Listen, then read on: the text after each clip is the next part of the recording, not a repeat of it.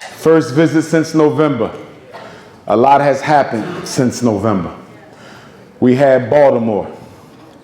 And when Baltimore happened, living in Philadelphia, I was naturally concerned because I spent a lot of time in Baltimore. It's only a 90-minute ride from my home. It's also the city where my ancestor Frederick Douglass escaped from slavery to freedom at. And it's also the city where Queen Mother Harriet Tubman spent a lot of time. When you turned on the news and you heard about Baltimore, a lot of what you were told was incorrect. And on behalf of the brothers and sisters in Baltimore, who I consider family, I want to correct the record for you. Number one, the riot was not started by youth. The riot was started by crackers at a Baltimore Orioles game. Our young people were engaged in a peaceful protest surrounding the police murder of Freddie Gray. That protest march took them near the Orioles Stadium.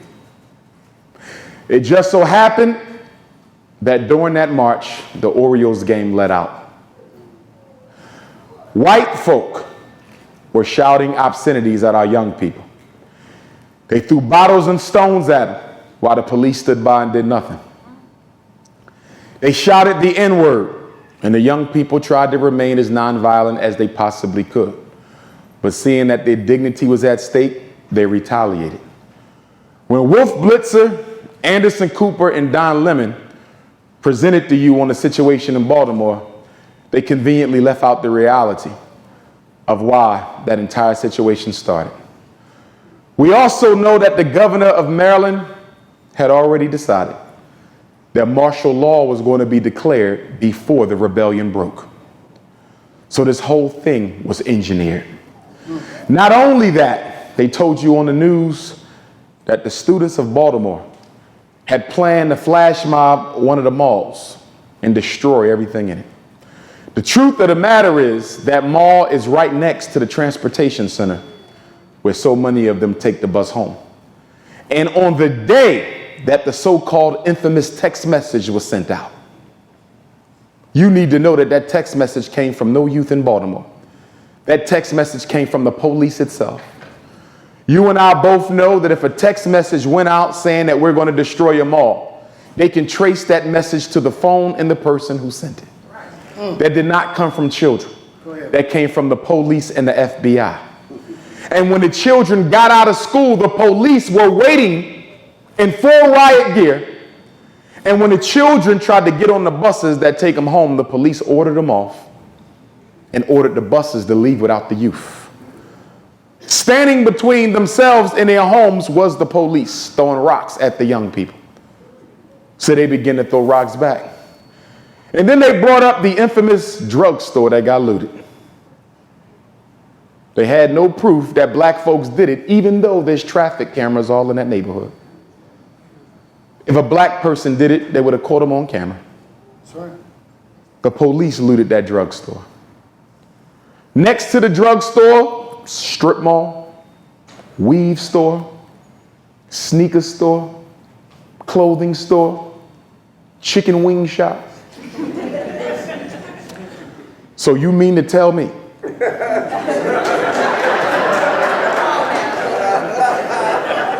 of all the businesses that they could have looted, instead of weave and Air Jordans and some chicken, they broke it to the CVS to get some Tic Tacs and mouthwash? That's what they want you to believe. And then Charleston popped. And when Charleston popped, that hit home especially for me because Dylann Roof murdered 5 queens in that church. But even more close to me was the fact I just left Charleston. I just spoke there 2 days before the situation happened. I just left. So when I get back to Philadelphia, turn on the television a day later, this is what happens. So we went down there and we marched. And then the Ku Klux Klan decided to come down there and march. The state capitol in Columbia. And the governor of Charleston tried to reduce the killings and the reparations for the killings to a need to take down the Confederate flag. 9 people didn't die for no damn stars and stripes. But as white folk love to do, they like to control the conversation and thereby control the solution and the outcome. So the murder of 9 blacks got reduced to the Confederate flag. They didn't say we're going to put black people to work as a reparation. They didn't say we're going to do something about police brutality as a reparation. They didn't say we're going to improve the schools as a reparation. They didn't say we're going to improve the amount of blacks on the police force as a reparation. We're just going to take down a symbol of white supremacy. But we're going to leave the white supremacy in place. Yes, sir. Yeah. The games they play. When Trayvon was murdered by Zimmerman, I was down there in South Florida when the verdict came out. You could hear a pin drop all through the night. Black folks were stunned. When Ferguson popped off, people said, what do you think? I said, this was bound to happen. Eric Gardner, bound to happen. Freddie Gray, bound to happen. Why was it bound to happen, Dr. Johnson? Because the first law of behavioral science is a behavior that goes unpunished by the victim. Come on, bro. Must occur more often. Tell him. Our reaction to Trayvon created the environment for Michael Brown to go through the same thing. Our reaction to Michael Brown created the environment for Eric Garner to go through the same thing. Our reaction to Eric created the environment for Freddie, and our reaction to all of them created the environment where Dylan Roof can go to Bible study and participate 60 minutes with black folks with the Bible, studying scripture, and then stand up and reload multiple times until everybody was dead. I'm not letting white supremacy off the hook, but I'm telling you that your reaction to what they do helps support and condone the continuation of that kind of behavior. So unfortunately, I have to say it again. There's something that's coming worse than Dylan Roof. Sure. I hate to say that, but it's the reality, because black people have let white folks get along and get away with too much wrong. Teach, brother. And what makes it even worse is we've been all so quick to forgive the perpetrators. Teach, brother. Teach on. In nearly every case, we forgive the perpetrators. Brothers and sisters, President Obama said he want to put cameras on the police so we can see how they behave. Well, guess what? Eric Gardner's murder was caught on full camera and still didn't lead to charges against the police. Yes, sir. So the Eric Gardner case dismissed body cameras.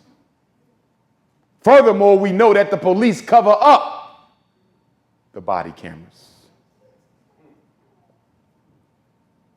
Tonight, I want to talk about the greatest black leader in modern history. I want to talk about the provisional president of Africa. Not a man who called himself the provisional president of Africa, but a man who was elected by 25,000 Africans, representing every country on the face of the earth. In Madison Square Garden, 1920, elected the provisional president of Africa, Marcus Messiah Garvey.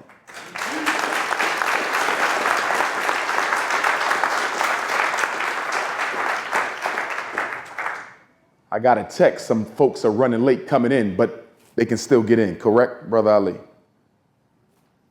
They can still get in? Gotcha. Marcus Garvey was born August the 17th, 1887. St. Anne's Bay, Jamaica.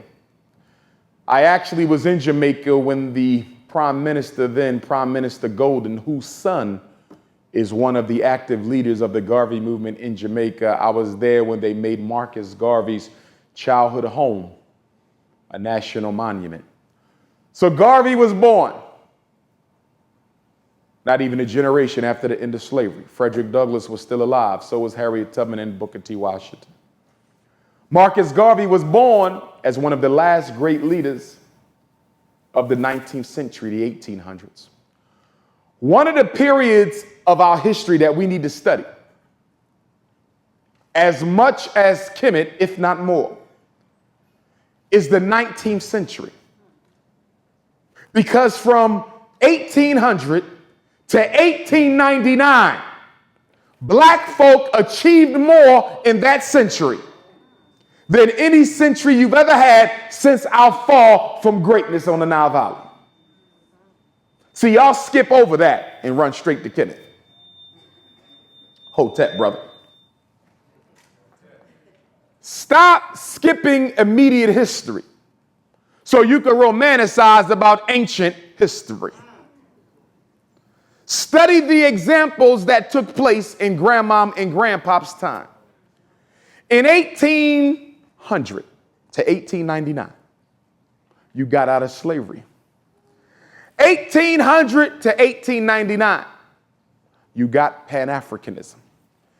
1800 to 1899, you had Gabriel Prosser, Denmark Vesey, and Nat Turner. From 1800 to 1899, you had the births and lives of some of the greatest freedom fighters of all time globally, from Shaka Zulu, the Menelik II, to Ya Isantewa on down, being born or living. That's the century we need to study. And we need to ask ourselves, how is it we got a Haitian Revolution? We got the end of slavery. We got more black inventions than we've ever had from 1800 to 1899. More independent black business from 1800 to 1899 than you did from 1900 to 1999. And I don't even need to bring up the 21st century because you ain't done much of nothing lately.